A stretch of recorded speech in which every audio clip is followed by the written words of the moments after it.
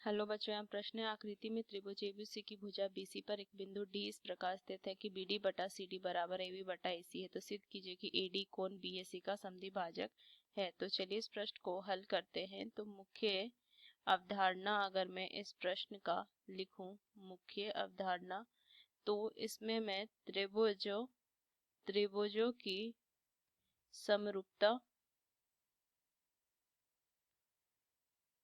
समरूपता देखेंगे। दो त्रिभुजों को समरूप करेंगे। तो चलिए इस प्रश्न को हल करते हैं। तो सबसे पहले अगर मैं देखूं तो इस प्रश्न में ना हम रचना करेंगे। अगर मैं रचना लिखूं कि क्या करेंगे हम कि एडी जो है ना उसको हम सी यहाँ से एडी को ना इसको बढ़ाएंगे। इसको मैं बढ़ाऊंगी ये ई तक, ये मैं ई तक बढ़ाएंगे और उसके बाद क्या करेंगे कि इसको सी से मिला देंगे। इस तरीके से मैं सी से इसको मिला दूंगी। तो यहां से लिखेंगे कि रचना एडी को बढ़ाएंगे, बढ़ाया बढ़ाया यहाँ पे एडी को बढ़ाया, जहां पे ये बढ़ाने पे एबी जो होगा वो क्या होगा, सीई के समानांतर होगा। तो चलिए इस प्रश्न को हल करते हैं। अब हमें दिया है क्या कि बीडी बटा में सीडी बराबर एबी बटा में एसी, ये मुझे दिया है, इसको हम एक मान लेते हैं। अब अगर मैं त्रिभुज एबीडी और त्रिभुज ECD में बात करते हैं, ECD में, तो देखिए यहाँ से कोण ABD बराबर कोण ECD लिखेंगे हमें ABD और ये ECD, क्योंकि ये क्या हो जाएगा, AB जो है वो CE के समानांतर है, तो यहाँ से मैं लिख सकती हूँ। और BD क्या है, तिर्यक रेखा है, तो ये दोनों जो कोण होंगे वो एकांतर कोण से क्या होंगे, यहाँ से लिखेंगे एकांतर कोण से बराबर होंगे। उस तरीके से अगर मैं आगे देखूं तो यहाँ से लिखेंगे कि कोण ADB बराबर होगा कोण EDC का, ADB EDC का इस कोण, ये शीर्षा विमुख से अगर मैं लिखूं शीर्षा विमुख कोण से ये बराबर होंगे। तो यहाँ से मैं कह सकती हूँ कि त्रिभुज ABD समरूप होगा त्रिभुज ECD के, वो भी ए समरूपता से।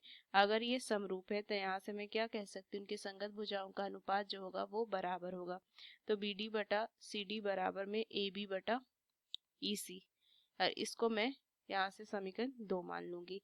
अब यहाँ से अगर मैं देखूं तो यहाँ से मैं क्या लिख सकती हूँ कि ये BD बटा, अब यहाँ से देखिए समीकरण 1 और 2 से BD बटा CD, इधर है BD बटा CD, तो यहाँ से मैं लिख सकती हूँ AB बटा AC जो होगा वो AB बटा EC के बराबर आ जाएगा। तो यहाँ से लिखेंगे समीकरण 1 व 2 से क्या मैं लिखूंगी कि BD, सॉरी यहाँ से आ जाएगा क्या, यहाँ से लिखेंगे AB बटा EC, AB बटा EC जो होगा वो बराबर आ जाएगा AB बटा AC के। तो यहाँ से मैं क्या लिख सकती हूँ कि AC जो होगा वो EC के बराबर आ जाएगा।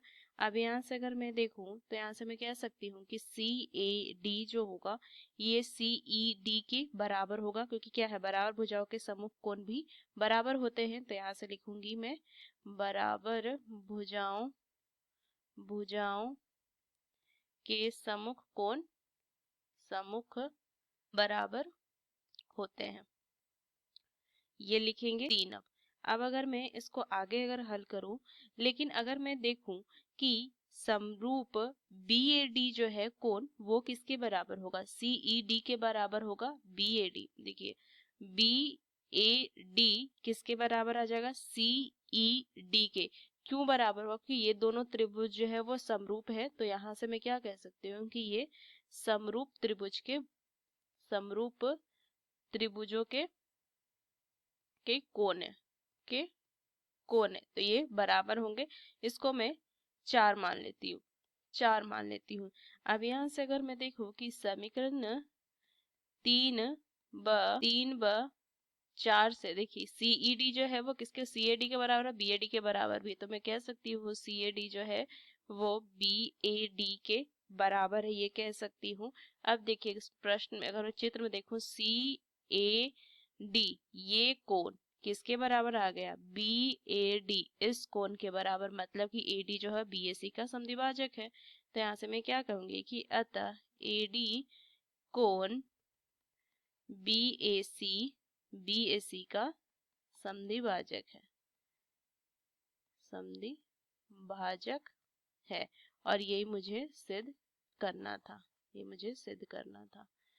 तो इस मुख्य अवधारणा का प्रयोग करके हमने इस प्रश्न को सिद्ध किया। आशा करते हैं प्रश्न आपको समझ में आया। धन्यवाद।